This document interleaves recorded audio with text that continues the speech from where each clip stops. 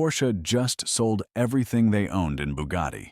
Not quietly reduced their position, not renegotiated terms, but completely exited a brand that Volkswagen Group spent nearly 3 decades and billions in capital, transforming into the most exclusive name in automotive manufacturing. Every share transferred, every equity position dissolved. The official explanation is a financial collapse so severe that Porsche's operating profits fell 93% in a single year, and a new CEO walked in with one mandate: cut everything that isn't essential to survival. But the automotive community is connecting this exit to something the financial filings don't mention: a man rebuilding a flood-damaged Chiron in a Florida body shop, who spent months documenting proof that Bugatti's entire mystique was built on restricted access rather than engineering that independent specialists couldn't replicate. The comments under the Porsche announcement tell a version of events that no press release will ever acknowledge, and that version keeps gaining ground. The sales structure was announced directly by Porsche. They sold their 45% stake in Bugatti Rimac and their 20.6% stake in Rimac Group at the same time, with the buyer being a consortium led by HOF Capital, a New York-based investment firm, alongside Blue 5 Capital entering as the largest single investor and institutional backers positioned across both the United States and European markets. Bugatti now operates completely outside the Volkswagen Group for the first time since 1998, when Ferdinand Piëch acquired the brand and began the sustained multi-billion investment program that eventually produced the Veyron. For nearly 3 decades, Bugatti functioned as a protected VW Group asset, shielded by one of the largest automotive conglomerates in the world. When Porsche restructured the arrangement in 2021, they formed Bugatti Rimac as a joint venture with Croatian electric vehicle company Rimac Group, taking 45%, while Mat Rimac controlled the rest. Now Porsche holds nothing. Bugatti answers to private capital for the first time in its modern history, and Mat Rimac runs the brand independently with no Volkswagen balance sheet available when the numbers get difficult. Porsche's financial situation made the sale look unavoidable by any standard measure.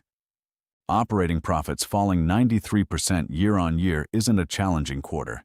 It's near-complete earnings destruction, and the causes arrived simultaneously from multiple directions: slowing electric vehicle demand across the global automotive market, rising production costs that outpaced revenue growth, and the broader Volkswagen Group restructuring crisis that applied pressure to every asset the group carried.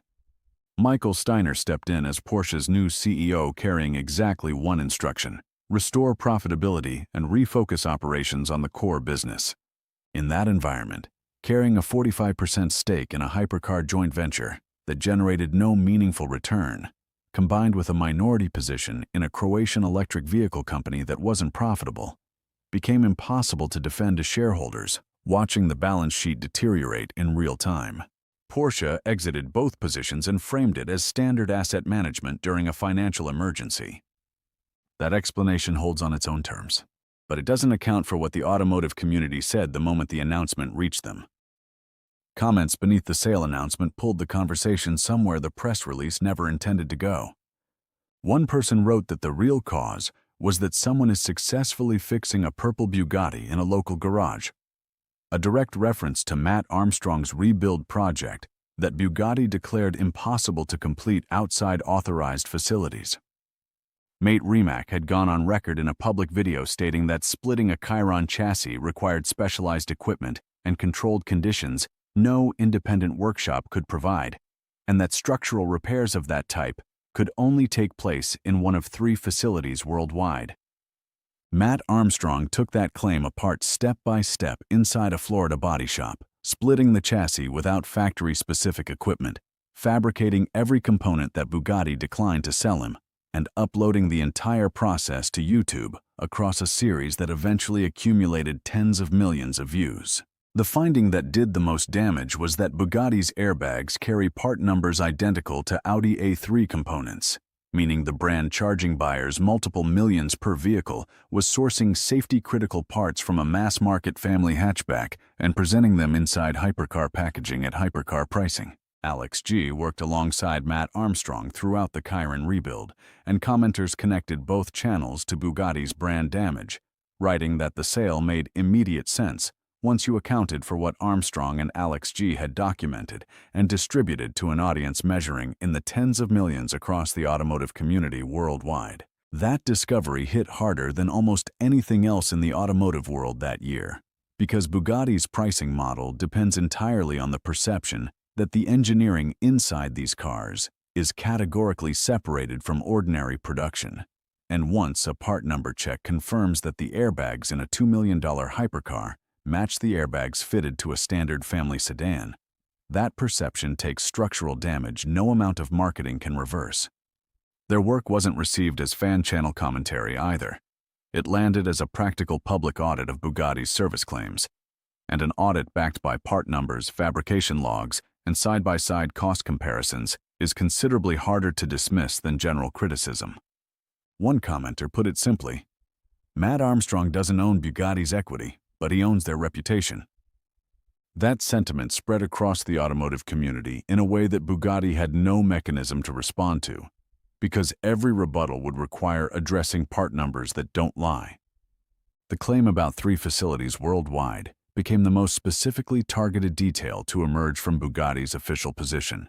The specialist welder on Mat's rebuild, working inside a rental body shop in Florida, produced chassis work that held beyond factory specification, which means the technical barrier Bugatti cited to justify exclusive repair access was never a genuine limitation. It was a business boundary maintained through controlled parts supply and restricted technical documentation. The Veyron gearbox episode reinforced this further. A repair quoted at $300,000 traced back to a component that cost $5 to replace, and that ratio between the stated complexity and the actual repair cost permanently changed how a large portion of the automotive community evaluates Bugatti's service pricing. The $20,000 service packages that Bugatti presented to owners as specialized luxury maintenance began reading as the cost of accessing information that any capable independent technician could apply if the manufacturer chose to release parts and documentation freely. Bugatti's exclusivity wasn't an engineering reality. It was an access policy, and Mat Armstrong documented that distinction clearly enough that millions of people understood it without needing it explained twice. 3 theories exist for what actually drove Porsche's decision, and all 3 carry truth in different proportions. The first holds that Mat Armstrong's documentation reduced Bugatti's brand value enough to affect Porsche's investment calculation directly, because buyers who watch those videos begin questioning whether the exclusivity premium behind a multi-million-dollar price tag is real. Sales projections fall as a result. The 45% stake becomes worth less on paper, and exiting during a financial crisis becomes the rational call. The second theory treats Porsche's 93% profit collapse as the complete and only cause, with the timing relative to Mat's uploads being coincidence that the automotive community misread as connection. The third theory suggests Mat Rimac engineered the outcome deliberately, using the narrative of damaged brand value as leverage to encourage Porsche toward an exit at terms that suited his interests, freeing himself from Volkswagen Group oversight and from Porsche shareholders reviewing every strategic decision. Full control of the brand under private capital, taken at the moment a financial crisis made Porsche willing to sell. None of those explanations cancels out the others, and the real picture almost certainly involves elements of all 3 converging at the same point in time. What isn't contested is that Mat Rimac now steers a hypercar brand through the automotive industry without the financial backing of one of the world's largest manufacturers behind him, operating through a period when electric vehicle demand is under genuine market pressure, while a publicly available documented record proves his company's repair. Exclusivity claims couldn't survive inspection by a skilled independent specialist with access to a rental workshop and a parts catalog. HOF Capital and Blue 5 Capital are committing capital to Bugatti's brand equity at the precise moment when that equity has taken the most visible and thoroughly documented damage in its modern history. The Volkswagen Group connection that underpinned Bugatti's engineering credibility is severed, even though every car already delivered to an owner still contains the same parts bin components, regardless of what the new ownership structure looks like.